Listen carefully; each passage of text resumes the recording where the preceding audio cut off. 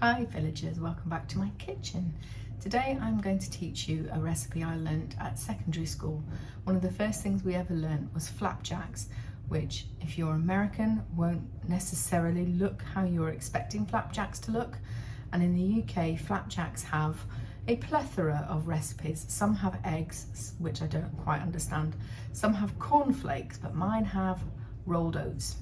So join me in the baking department today as we show you how to make Tamsin's school flapjacks.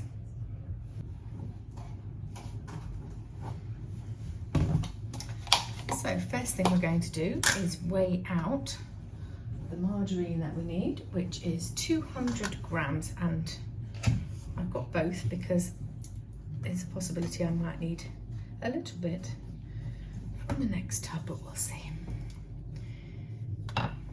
No, I think we'll be okay actually.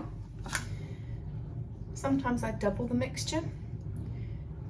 Oh, almost bang on, there we go. Let's put a little bit more in. There we go, now that's 204, but we're not precious about these things. Right, I'm using the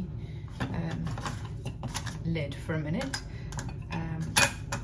as what we now call a depot, a place to put your spoons while you're waiting. So we are putting them straight into a pan on top of the scale because we need to melt everything together. So golden syrup is next, and we need 200 grams of that as well. You'll notice that the recipe is quite straightforward. Getting your golden syrup out of a squeezy bottle is much easier than old tins of Tate and Lyle. If anybody is as old or older than me, you'll remember tins of Tate and Lyle, where you basically had to work in subtraction, weigh your tin and then take some out and take away the measurement. Actually, this might be okay. We'll see, 178, 182. As you can see, it's gone a little bit crystallized like honey does. 194. Shake it a bit. There we go, 200. And I've got a bowl down here with hot soapy water in it, so I'm going to drop that straight in, and we'll save this lovely bottle of Tate and Lyle golden syrup for another day. And we need 100 grams of sugar. I'm using white. You use whatever you have handy. So 200 margarine, 200 golden syrup, 100 or thereabouts of white sugar. We put the pan on the hob and let it all melt together. So we'll bring that back and I'll show you what it looks like. So margarine, golden syrup and the sugar. And we're going to put it on maybe 3. And leave it until it's all gone, all melty, and you can't see the sugar or the butter. It's just one liquid mass. So whilst the liquid is being created, we are going to weigh out our oats. And we need 300 grams of rolled oats. You can also add things like cherries or raisins or anything else you like, chocolate chips perhaps, at this stage too. Would you believe that's 282? So now I'm going to have to try and find the other thing with it in.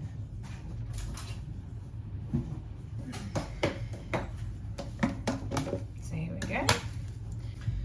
So that's now 300 grams of rolled oats.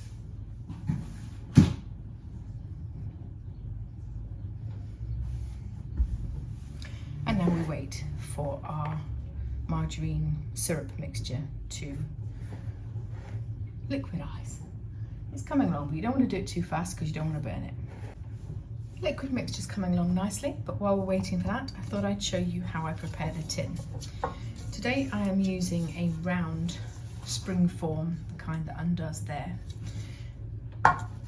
only because the tin I usually use currently has lasagna waiting to go in the oven.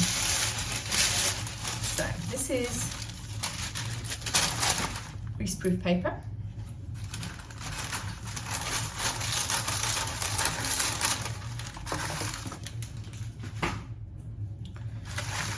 And all we're going to do really, I'll tell you before I do it so that you don't get the noise disturbing. We're going to push it in and make it sort of fit round all the edges, because square paper, round hole, all that kind of stuff. And then we'll mix the liquid with the oats and pour it in, and then we bake for about 25 to 30 minutes in a moderate oven. Keep an eye on it. If it starts to go brown and burny on the top, cover it with something, foil perhaps, or turn your oven down a little bit.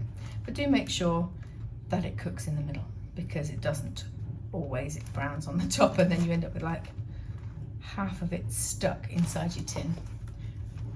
And whilst it does make nice ice cream topping when you have to scoop it out and eat it with a spoon, it's not the ideal way. So here we go.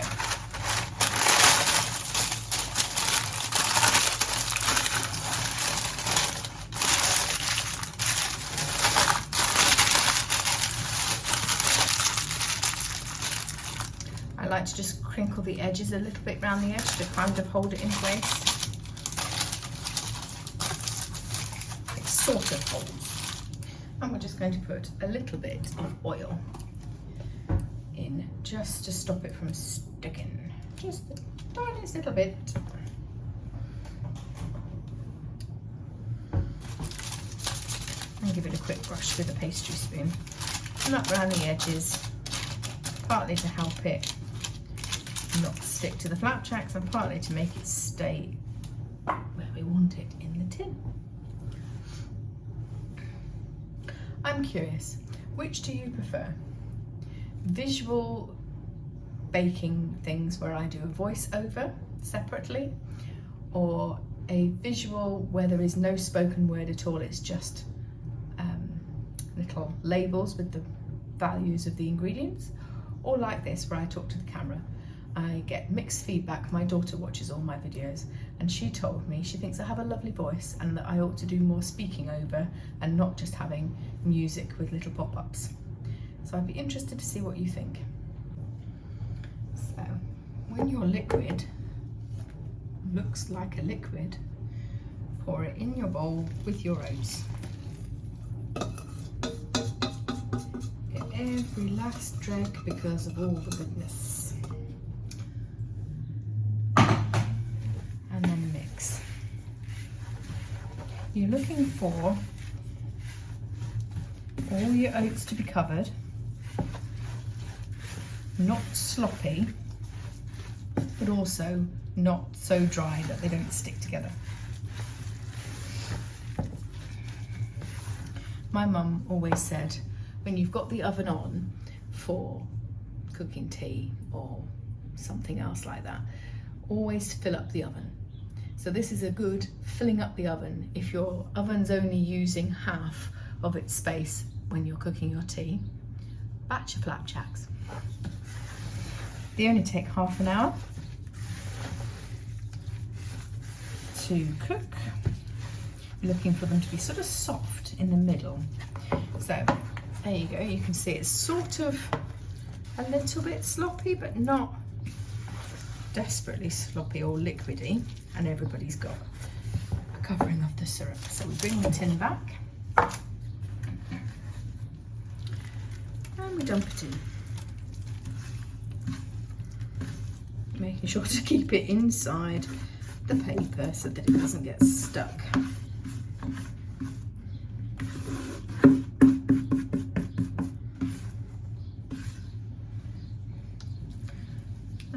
Flatten it down with the back of the spoon. It doesn't grow really. If you want deeper ones, make it in a smaller tin.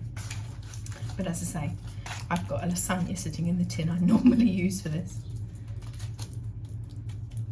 So it doesn't grow, but it is really yummy.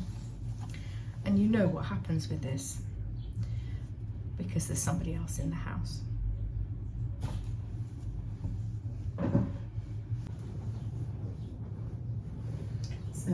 they're out of the oven.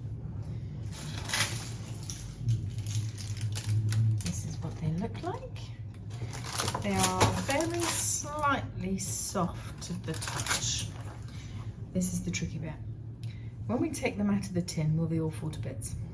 In theory, you should wait until they're all cold, but I'm a bit too excited and want to show you.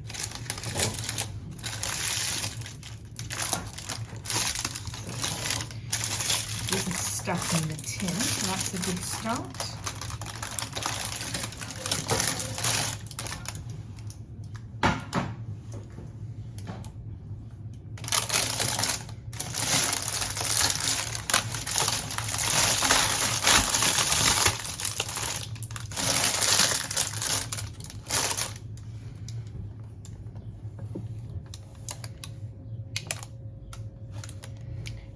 Into segments. Try and wait until it's cold, but then enjoy. Yum. The only bit that's really good for you is the oats. So you tell yourself it's porridge.